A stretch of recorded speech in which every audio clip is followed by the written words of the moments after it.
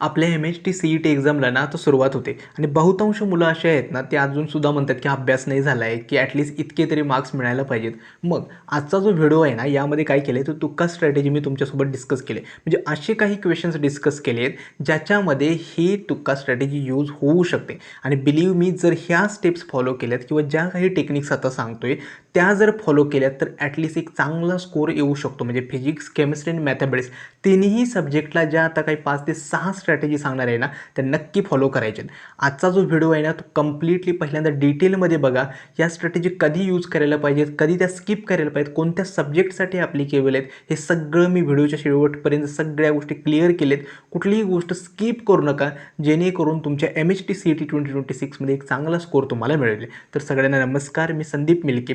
जर चॅनलवरती नवीन असाल तर चॅनलला नक्की सबस्क्राईब करा. कारण का इथून पुढे म्हणजे तुमची CET एक्झामपासून ते तुमचं ॲडमिशन होईपर्यंत, कॅप ॲडमिशन प्रोसेसपर्यंत सगळे नोटिफिकेशन, सगळे व्हिडिओज असतील ते याच चॅनलवरती येणार आहेत. आणि दुसरं, डिस्क्रिप्शन बॉक्समध्ये मी व्हॉट्सॲप ग्रुप आणि त्याचसोबत आमच्या ॲपची लिंकसुद्धा दिलेली आहे, त्यावरती सुद्धा नक्की जॉईन व्हा, जेणेकरून सगळे अपडेट्स तुमच्यापर्यंत पोहोचतील. तर सुरुवात करूया आजच्या नवीन व्हिडिओला.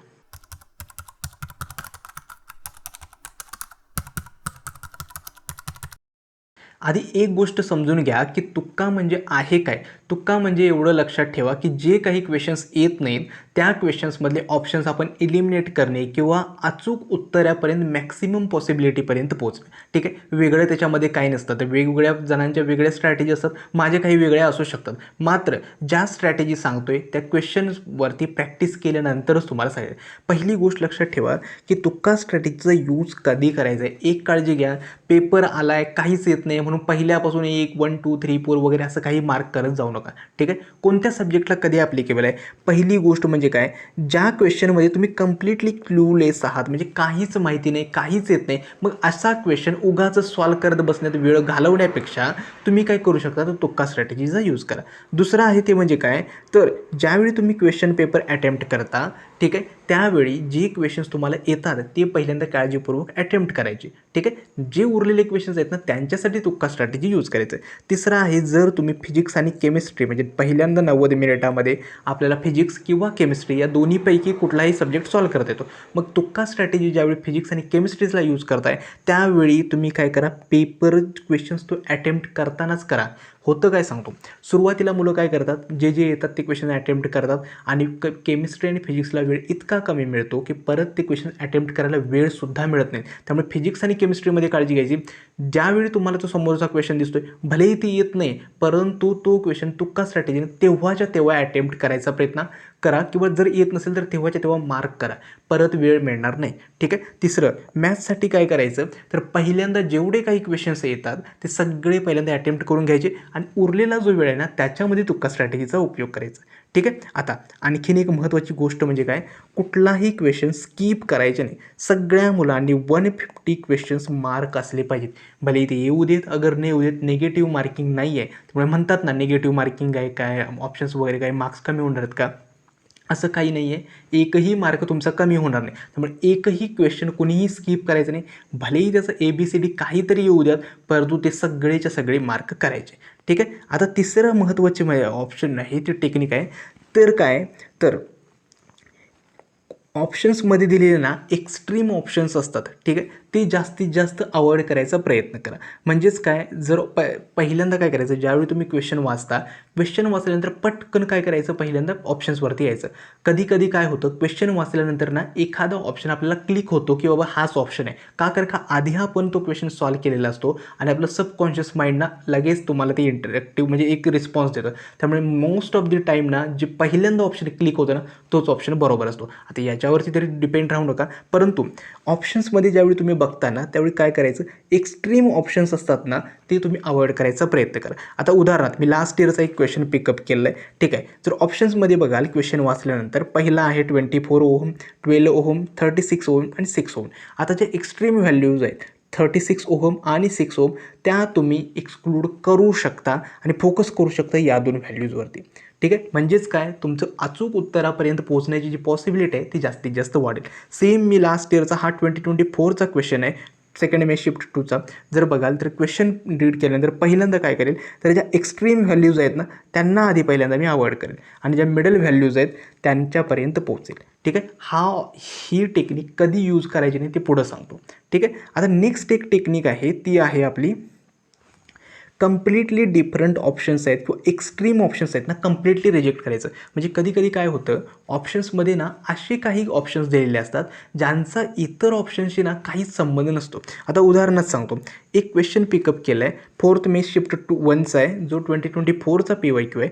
ठीक आहे, याच्यामध्ये जर बघाल तर ऑप्शन 1.8 3.6 2.7 असे जे काही ऑप्शन्स आहेत ते थोडे रिलेटेबल आहेत म्हणजे असू शकतं, परंतु 9 किलोमीटर पर सेकंड हा ऑप्शन थोडा ना ऑड वाटतो. मग ते काय करू शकता, ते तुम्ही डिलीट करू शकता, इग्नोर करू शकता आणि बाकी ऑप्शन्सवरती फोकस करू शकता. ठीक आहे, आता ह्या ज्या 2 ट्रिक्स सांगितल्या, एक म्हणजे एक्स्ट्रीम व्हॅल्यूजला अवॉइड करणं आणि दुसरं जे कम्प्लिटली डिफरंट ऑप्शन्स आहेत त्यांना अवॉइड करणं, ह्या कधी वापरायच्या नाहीत सांगतो. पहिली गोष्ट, जर तुम्ही मॅथ्सचा यूज करत असाल तर मॅथ्समध्ये ह्या टेक्निक्स यूज होत नाहीत, कारण का मी मॅथ्सच्या मोस्ट ऑफ दी क्वेश्चनसोबत ही टेक्निक ट्राय करून बघितली. फिजिक्स आणि केमिस्ट्रीला लागू होते परंतु मॅथमॅटिक्सला लागू होत नाही. मॅथमॅटिक्सला सांगतो जास्तीत जास्त ज्या एक्स्ट्रीम व्हॅल्यूज असतात ना, एक्स्ट्रीम आणि ऑड, त्याच व्हॅल्यू उत्तरं असू शकतात. ठीक आहे, म्हणजे मॅथमॅटिक्समध्ये काय होतं जास्तीत जास्त एक्स्ट्रीम व्हॅल्यू दिलेले असतात आणि त्यांचेच ऑप्शन्स असतात योग्य, किंवा ऑड व्हॅल्यू असेल ना तर तीच असू शकते. त्यामुळे मॅथमॅटिक्सला ही यूज करायचं नाही, केमिस्ट्री आणि फिजिक्सला यूज करा. ठीक आहे, नेक्स्ट जी टेक्निक आहे, जर ऑप्शन्समध्ये ऑल ऑफ द अबोव किंवा बोथ A and B आले असेल तर ते मार्क करू शकतात, जास्तीत जास्त पॉसिबिलिटी आहे की ते बरोबर असेल. ठीक आहे, एक महत्त्वाची टेक्निक आहे जी केमिस्ट्रीमध्ये यूज होऊ शकते, ती आहे म्हणजे काय, पॅटर्न्स ऑप्शन्समध्ये फाइंड करा. म्हणजे कधी कधी काय होतं तर आपल्याला असेंडिंग ऑर्डर किंवा डिसेंडिंग ऑर्डरनं काहीतरी अरेंज करायचं म्हटलेलं असतं, मग त्यावेळी ही पॅटर्न्स फाइंड करायचा प्रयत्न करा. ठीक आहे, आता उदाहरण सांगतो, 11th मे शिफ्ट टू लास्ट इयरने 2024 की 2023चा हा क्वेश्चन आहे. जर बघाल तर क्वेश्चन्समध्ये जर बघाल तर ऑप्शन्स दिले आहेत. मग पहिल्यांदा काय करायचं, पहिल्या ऑप्शन्स बघून बघायचं. आता ह्या पहिल्यांदा जर बघाल तर सगळ्यात जास्त कुठला ऑप्शन आला आहे, CONH3 CONH3 2 वेळा आले, मात्र इथं काही आले नाही, त्यामुळे हे 2 ऑप्शन्स मी इग्नोर करू शकतो. ठीक आहे, दुसऱ्या येथेमध्ये जर बघाल तर पहिल्यांदा AgCN3 पण आहे, CuCN3 पण आहे, AgCN2. त्यामुळे पॉसिबिलिटी काय आहे तर AgCN2 असण्याची पॉसिबिलिटी जास्त आहे, कारण का इथं जास्तीत जास्त वेळा रिपीट झालं आहे. अगेन एक पॉसिबिलिटी आहे, थर्ड पोझिशनवरती बघाल तर CuCN4 आणि CuCN4 अगेन 2 वेळा आलेलं आहे आणि AgCN2 एकदा आलेलं आहे. म्हणजेच काय बघाल तर पॉसिबिलिटी आहे की या दोघांमध्ये ना काहीतरी होऊ शकतं.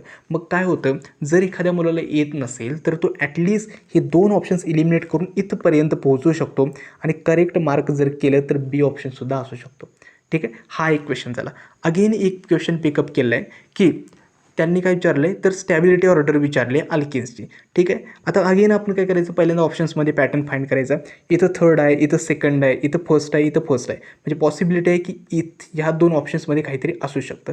ठीक आहे, आता सेकंड पोझिशनला बघितली तर इथं सेकंड आहे, इथं फर्स्ट आहे, इथं थर्ड आहे, परत इथं सेकंड आहे. ठीक आहे, त्यामुळे इथं एक चान्स आहे की हे पण असू शकतं, कारण का इथं सेकंड रिपीट झालं आहे. अगेन इथं फर्स्ट आहे, इथं थर्ड आहे, इथं सेकंड आहे, इथं थर्ड आहे, त्यामुळे इथं पण पॉसिबिलिटी आहे की इथे पोचू शकतं. मात्र होतं काय की जास्तीत जास्त मुलं हा ऑप्शन मार्क करतील, परंतु कधी कधी ना हा ऑप्शनसुद्धा मार्क कर, म्हणजे जास्तीत जास्त हाच प्रयत्न असतो की तुम्ही ऑप्शन्स इलिमिनेट करू शकाल, म्हणजे काय होईल जास्तीत जास्त योग्य उत्तरापर्यंत जाऊ शकता. ठीक आहे, ही टेक्निक होती की तुम्ही जास्तीत जास्त पॅटर्न्स फाइंड करा ऑप्शन्समध्ये. ठीक आहे, आता नेक्स्ट टेक्निक आहे इलिमिनेशन टेक्निक. इलिमिनेशन टेक्निक म्हणजे काय, सपोज एखादा क्वेश्चन ज्यावेळी तुम्ही वाचता, क्वेश्चन वाचल्यानंतर ना तुम्हाला त्या क्वेश्चन रिलेटेड किंवा सोडवताना काही ना काहीतरी तुम्हाला समजतं.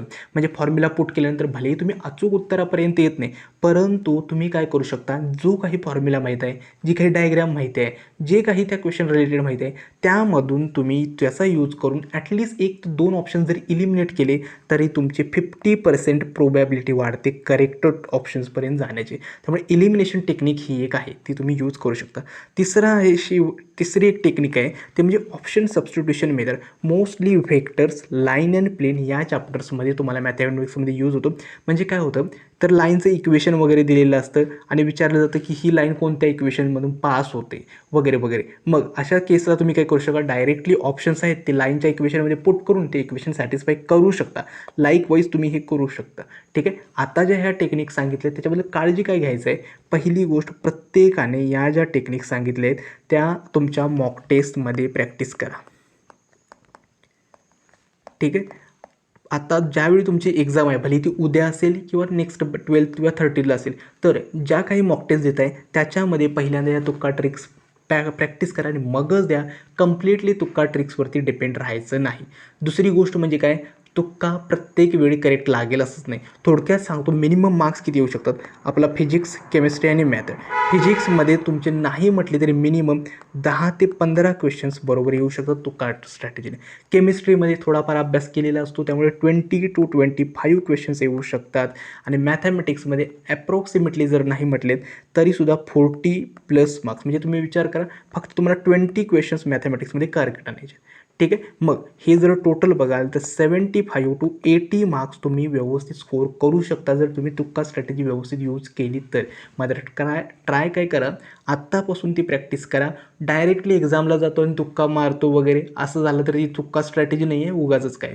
तुक्का स्ट्रॅटेजी म्हणजे एवढं लक्षात ठेवायचं की मॅक्सिमम ऑप्शन्स मला एलिमिनेट करायचे आहेत आणि अचूक उत्तरापर्यंत पोहोचायचं. हे जर समजलं ना तर तुम्हाला तुक्का स्ट्रॅटेजीमध्ये नक्की चांगले मार्क्स मिळतील.